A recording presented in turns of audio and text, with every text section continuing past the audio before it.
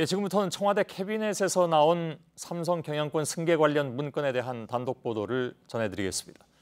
뇌물 혐의로 재판 중인 박근혜 전 대통령은 앞서서 삼성 합병에 개입한 의혹에 대해서 국가의 올바른 정책적 판단이었다고 해명한 바가 있습니다. 그런데 JTBC 취재 결과 박근혜 정부 청와대 문건에는 삼성 합병이 지배구조와 직결된 사안이라는 문구가 나오고 강조까지 돼 있었던 것으로 확인됐습니다. 또 국민연금 의결권 행사에 개입할 경우에 이재용 부회장에게 부당이익을 챙겨줄 수 있다는 지적까지 검토했던 것으로 나타났습니다. 박 전 대통령의 해명과는 배치되는 대목입니다. 먼저 박현주 기자의 단독 보도입니다. 앞서 청와대는 삼성물산 합병안에 대한 국민연금 의결권 행사 방향이란 제목의 박근혜 정부 문건을 발견했습니다.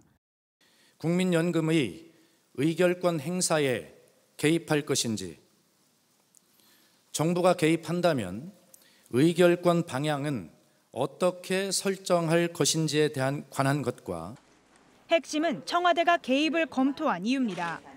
앞서 박근혜 전 대통령은 합병이 무산된다면 국가적 경제적 큰 손해라며 국가의 올바른 정책 판단이었다고 해명했습니다. 하지만 JTBC가 구체적인 문건의 내용을 취재한 결과 이 해명과는 거리가 있었습니다. 문건에는 삼성그룹의 지배구조 개편과 직결된 사안이라며 투자 수익률 차원에서만 접근해도 되는 것인지라는 내용이 적시된 것으로 확인됐습니다. 삼성 지배구조와 직결되는 만큼 국민연금의 손해도 감수해야 한다는 취지로 해석됩니다.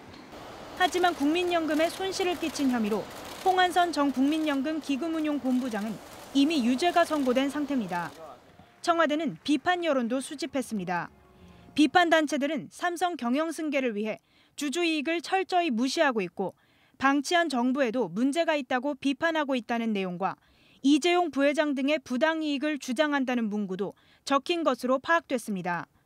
결국 이 문건은 삼성 합병이 삼성의 지배구조에 영향을 주고 그에 따른 문제점 역시 청와대가 알고 있었다는 증거가 될 수 있어 향후 박 전 대통령의 재판에 큰 영향을 줄 전망입니다. JTBC 박현주입니다.